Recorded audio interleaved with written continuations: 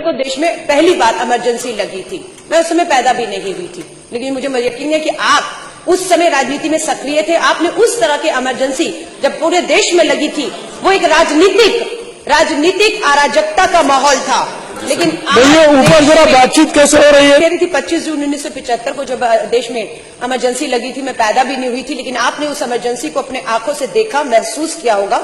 उस समय भी बहुत लोग थे जो उस समय जब इमरजेंसी लगी उसकी तारीफ कर रहे थे, उसे ठीक ठहरा रहे थे। और बहुत से लोगों जो ठीक ठहरा रहे थे, मुझे लग रहा है आज उसी तरह बहुत से हमारे खिलाड़ी हैं, बहुत से हमारे राजनेता हैं। मुझे लगता है कहीं ना कहीं दबाव या बंदूक रख के उनसे ये हालात जो देख रहे हैं उसे नजरअंदाज करते हुए सरकार के इस कदम की जो तारीफ करवाई जा रही है। यही उस समय पहले भी हुआ था।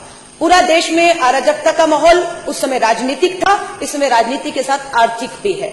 अध्यक्ष जी, मैं और मनीष सिसोदिया जी शनिवार को चांदनी चौक बाजार में, खारी बावली में, कश्मीरी गेट में एक छोटे से छोटे व्यापारी को मिले। हमने वहां देखा बाजार पूरी तरीके से अध्यक्ष जी बंद पड़े हुए हैं। व्यापारियों ने बताया जो छोटा व्यापारी भी चांदनी चौक जैसी जगह पर 10-12 हजार रुपए कमा लेता था, उसकी सेल 400-500 पर आकर रुक गई है। उसके पास घर में जाकर बच्चों को खिलाने के लिए पैसे तक, रोटी तक के नहीं है। लंबी लंबी लाइनें लगी हुई हैं। अध्यक्ष जी, मैं एक चीज के ऊपर ध्यान दिलवाना चाहती हूँ, 2-3 चीजें हैं।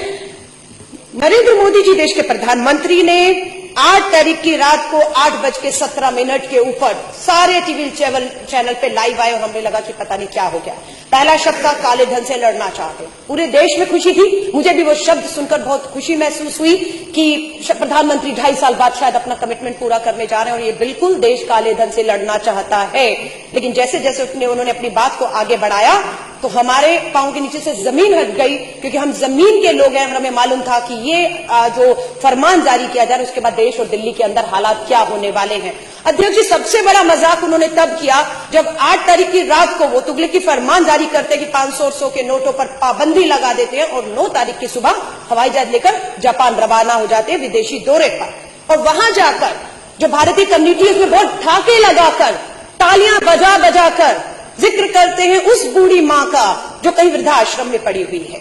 ये कहते हैं मेरी बात हुई एक मां से, जो पता नहीं कब बात होगी, बड़ी हैरानी की बात, और कौन से आश्रम की कौन सी मां से प्रधानमंत्री जी की बात हुई। जुमले गढ़ना इनसे सीखिए कोई।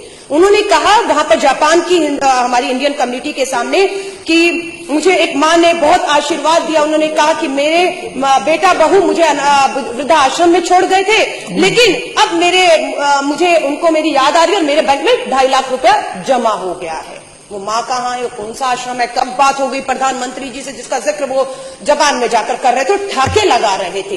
अध्यक्ष जी, वो माँ मुझे मिल गई है, मैं बताना चाहती हूँ। और उस माँ ने मुझे कहा, जिस माँ की प्रधानमंत्री जी से बात हुई वही माँ उसी हिसाब से मुझे भी बता रही है कि मोदी जी को जाकर कह दीजिए कि मुझे नहीं मालूम मेरा बैंक खाता वो कौन सा है, मुझे नहीं मालूम मेरे बेटे ने कब और कैसे 2.5 लाख डाला है। अगर आपकी जानकारी में है मोदी जी, तो जाइए मेरे बेटे को काला धन मेरे खाते में डालने के मामले में गिरफ्तार करिए, जेल में डालिए। और आशीर्वाद मैं आपको तब दूंगी जब वो मां ये कह रही है कि मैं अपनी 4 दिन से पासबुक लेकर बैंक के धक्के खा रही हूं, मैं अपनी पेंशन नहीं लगवा पा रही हूं, मैं दवा नहीं ले पा रही हूं, वो मां रो रही है। ये मोदी जी को मैं बताना चाहती हूं, ये वही मां है जिस मां ने आपको आशीर्वाद दिया था। अध्यक्ष जी, सबसे बड़ी बात, खाता नंबर मैं बता रही हूं ऑन रिकॉर्ड 5545100034। ये किसका अकाउंट नंबर है अध्यक्ष जी? पश्चिम बंगाल के भाजपा के जो खाता है, पार्टी कार्यालय का खाता का नंबर बता रही हूं, दोबारा बता रही हूं 5545100034। मैं क्यों इसका जिक्र कर रही हूं? अध्यक्ष जी, प्रधानमंत्री देश के कहते हैं ये जानकारी बहुत खुफिया रखी गई है, किसी को इसकी जानकारी नहीं दी गई है। 8 तारीख की रात को 8:37 में घोषणा करते हैं और उसी दिन सुबह 500 और 1000 के नोट भाजपा कार्यालय बैंक के खातों में जमा करा देता है सुबह सुबह।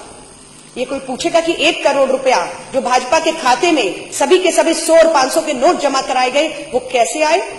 और ये एक ही उदाहरण नहीं, ऐसे बहुत से उदाहरण है अध्यक्ष जी जो मैं आपको गिना सकती हूँ। और मुझे लगता है बिल्कुल जो जांच की मांग की जा रही है, भाजपा के एक कार्यालय खातों की जांच होना बेहद जरूरी हो चुका है। ये कहना कि ये जानकारी किसी को नहीं थी, ये बिल्कुल झूठ है। इसके एक और अब मैं आपको सबूत दे देती हूँ।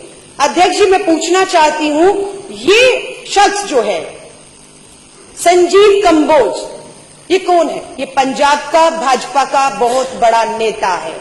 ये ट्वीट पर 2000 नोटों की गट्ठी की तस्वीर डालते हैं। और कब डालते हैं? मोदी जी घोषणा करते हैं देश के प्रधानमंत्री 8 तारीख की रात को। और संजीव कंबोज जो भाजपा के बहुत बड़े नेता है पंजाब से, वो ये खबर डालते हैं 10:53 सुबह 6 तारीख को, 6 नवंबर को, जब देश को नहीं पता था कि 2000 का नया नोट आने वाला, उसकी शक्ल क्या होगी। उसको आरबीआई जो है मोदी जी की, प्रधानमंत्री की घोषणा के बाद जो है उस नोट को दिखाती है पूरे देश में कि वो नोट कैसा होगा। लेकिन भाजपा के इस नेता के पास इसकी जानकारी, इसकी तस्वीरें, ये नोट कैसे थी, ये तो देश जानना चाहेगा, कैसे इनको खबर थी इसकी।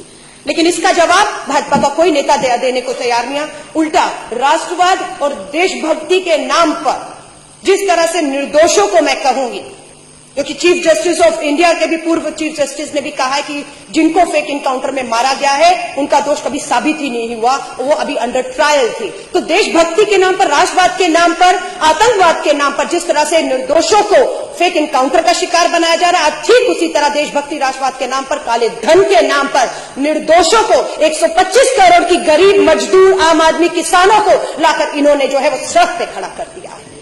शर्म आती है हमें, उस मां के आंसू नहीं दिखते। और सबसे बड़ी तो मैं निंदा करना चाहूंगी, शर्म आती है। कल तक जब कांग्रेस के नेता राहुल गांधी लाइनों में खड़े थे तो मोदी जी भाषण देकर ठाके लगा रहे थे कि मां का काला धन जमा करने के लिए एक बेटा लाइन में खड़ा है। और आज मैं कहूंगी, क्या देश के प्रधानमंत्री जी, आपकी भी माता जी को आज आपने 90 साल की उम्र में लाइन में खड़ा करने को एक फोटो कहूंगी, एक अपॉर्चुनिटी के तौर पे आपने देखा, 90 साल की मां को लाइन में खड़ा कर दिया है। बहुत से देखे हैं, मैंने 4000 रुपया लाइन में खड़ा होकर निकाला और सबसे पहले 4000 में से 2000 लेकर मैं अपने 80 साल के करीब, मेरे पिताजी की उम्र होने वाली है, 75 साल के ऊपर मेरी मां है, सबसे पहले अगर 4000 निकाला तो 2000 अपनी मां को देकर आई कि मां जरूरत हो तो रख लो, मुझे पता है आप लाइनों में नहीं लग पाओगी, आपको शुगर की बीमारी है। देश के प्रधानमंत्री 4000 बदलने के लिए अपनी माता जी को खड़े करते थे। बहुत सी माताओं की पेंशनें नहीं मिल पा रही हैं, वो रो रही हैं। अध्यक्ष जी, और मैं आपको बताती हूं, इसके अलावा बाबा रामदेव जी ने भाषण दिए थे, नरेंद्र मोदी जी का चुनावों में समर्थन किया था, काला धन आएगा और 15 लाख आएगा सबके खाते में।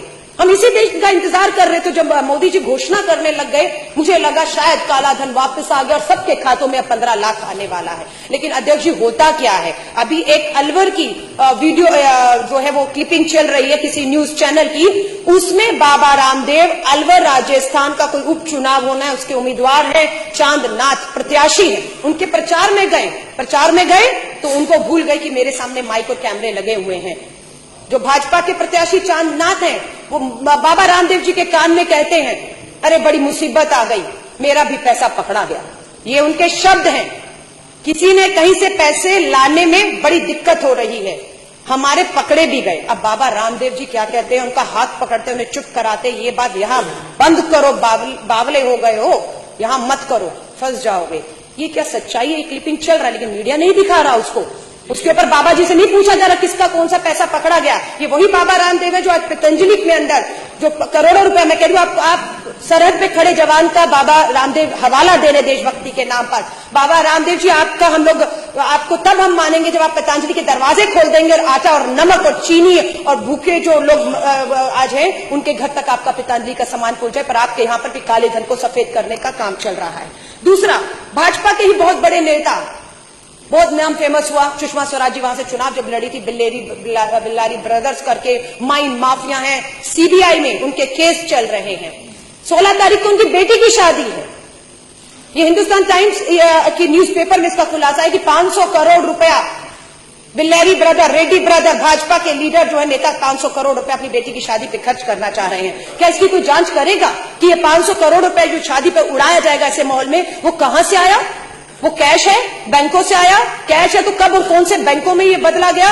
अध्यक्ष, इसकी कोई जानकारी अगर आप मांगेंगे तो आपको देशद्रोही कहा जाएगा। अध्यक्ष, अभी एक और हिंदुस्तान टाइम्स पंजाब की खबर आई है कि पंजाब में 2 लोगों को 2000 के जाली नोटों के साथ पकड़ भी लिया गया। मैं चांदनी चौक से आती हूं, हमारे यहां पर बहुत प्रचलन है, सुनने में आता है कि हवाला कारोबार होता है और आज तक और बहुत से चैनलों ने स्टिंग ऑपरेशन भी की। किस तरह से रातों रात काला पैसा जो है वो सोनहारों की दुकान पर पहुंचा, सोनहारों ने कैसे जो काला धन स्वीकार करते हुए किस तरीके से काला धन लेकर सोना बेचा है, इसका खुलासा हुआ अध्यक्ष जी।